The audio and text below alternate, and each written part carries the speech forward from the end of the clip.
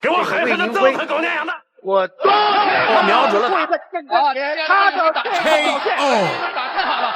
他是中国搏击界最突出的重炮手，短短3个月时间便轻松斩杀16位世界冠军。自打他从泰国回国后，鸡犬不宁的中国擂台瞬间变得老实巴交，众多在中国擂台保持连胜不败的外国拳王，一个都跑不了，通通被他打得狼狈不堪，落荒而逃。有胆小的外国冠军连夜包机逃离了中国，还有的嫌弃火车跑得慢，扛起火车就往国外跑。此人的出现救活了危在旦夕的中国拳坛，他就是来自河南周口的魏宁辉，又被拳迷粉丝誉为是最恐怖的拳坛杀手。魏宁辉的突然回国把乌烟瘴气的中国擂台救活了，如此英勇的表现看呆了波球和亚桑克莱，并被波球纳入了中国10大狠人之一。魏宁辉的成功并非偶然，或许他就是实力与天赋共存的象征。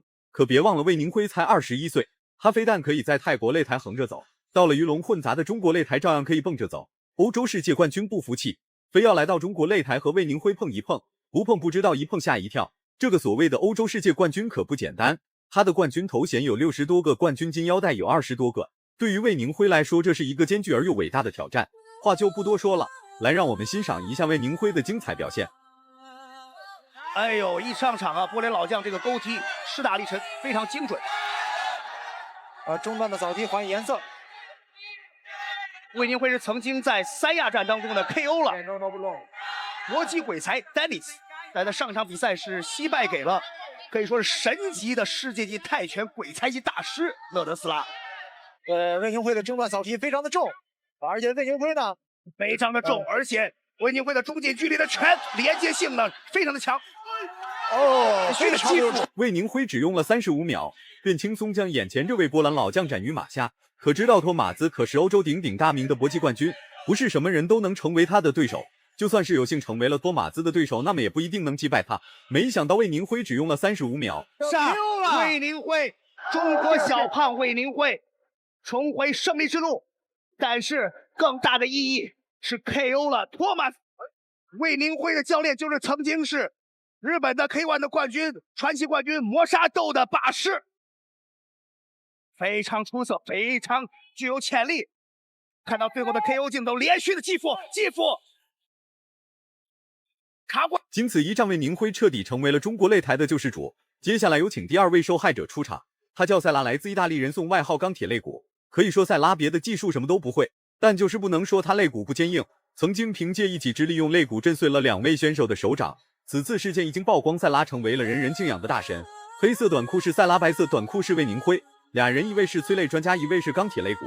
这俩人相遇必定会给大家呈现出一个不一样的比赛。的这个节奏啊，拉开第一回又是高扫踢。魏宁辉这个时候还要伺机而动，因为魏宁辉啊一旦发力啊，必将势不可挡。那这个节奏有点像泰拳的节奏。你别看这个意大利的塞拉，那个接腿摔很流畅的接腿摔。他踢着鸡腿之后，魏宁辉不出动作，他反而害怕了。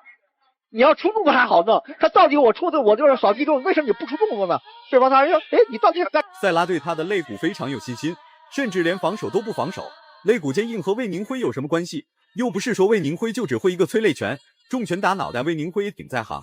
这一次击倒完全是出乎了塞拉的意外。被击倒的塞拉脑袋处于蒙圈状态，完全不相信魏宁辉的爆发力竟然如此之庞大。对啊，重击了，真正重击了，又是一个前排，魏宁辉要第2次。魏宁辉多次啊用这种暴风骤雨般的这种平收的进攻，知道这机会。刚才塞拉是措手不及，再一次的，这是招牌的杀手锏。你看看，他主要是靠前手的这个前摆拳的动作，前手摆拳，对。左手力量很大，你看没？看没？又来踢球，又来了，看没有？接连的踢球，接连的漂亮，暴风骤雨般的，这么暴风骤雨的连续击。哇，意大利的塞拉还真扛打呀，他居然真扛住了。魏宁辉发怒谁也拦不住，此时的塞拉站都站不稳，唯一能做的就是后退保存实力，等待回合结束调整状态。然而魏宁辉根本不给他这个机会，连续组合拳进攻和步伐跟进打的塞拉摇摇欲坠。说不定下1秒就会被魏宁辉的重拳打傻。现在是疲于防守。现在魏宁辉他主要靠他左右摆拳，他不是直拳，前后手的直拳不是这样。你看，对，是吧？就靠了。而且魏宁辉这个击球这个击骨也有击头，对啊，是的，很难防守。比赛一边倒了，现在。对。这样近距离的话，他像打沙袋一样打，一般都扛不住。管你击我头，但是当你节奏下来，我突然一个反击，前手反击，我也会打。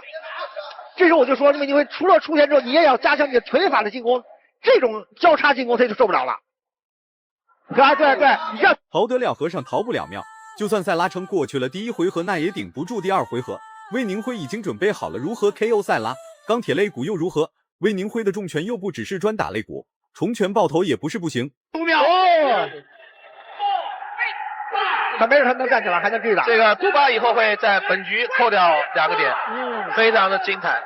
这个魏宁辉的拳手摆拳真的是魏宁辉乘胜追击，这个时候啊，再来了，不过他这个发软，比赛会结束。比赛结束，为了保护他结束。魏宁辉又赢了，世界冠军在魏宁辉眼中就像是小怪，打败他们就跟喝杯水一样简单。接下来这位挑战者更不简单，黑色短裤就是来自加拿大的丹尼斯，红色短裤的是魏宁辉。面对魏宁辉所发起的进攻，他面无表情，甚至还用肢体动作挑衅魏宁辉。看来他对魏宁辉的恐怖是一无所知。对攻，对，因为这两个进攻型的选手没有办法有一个人退攻。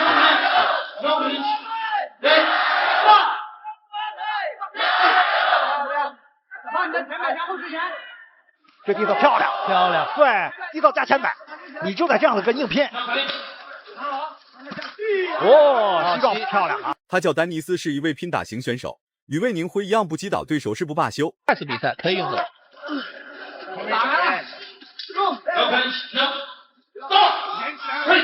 这个场裁判毛女告诉对方，就是你搂抱，你要有动作，不能搂抱没有动作的是不行的。漂亮的击服，魏宁辉。这场比赛真的太精彩了。在魏宁辉面前打拳，就相当于在关公面前耍大刀。尽管丹尼斯在自由搏击的领域很厉害，不过在魏宁辉面前，他还是略逊一筹。毕竟魏宁辉训练的可是正儿八经的泰拳，雄厚的泰拳功底给魏宁辉制造了一个非常良好的发育空间。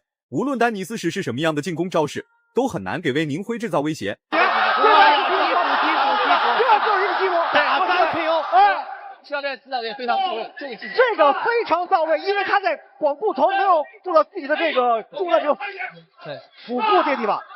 可以这时候丹尼斯继续打对方的肋部，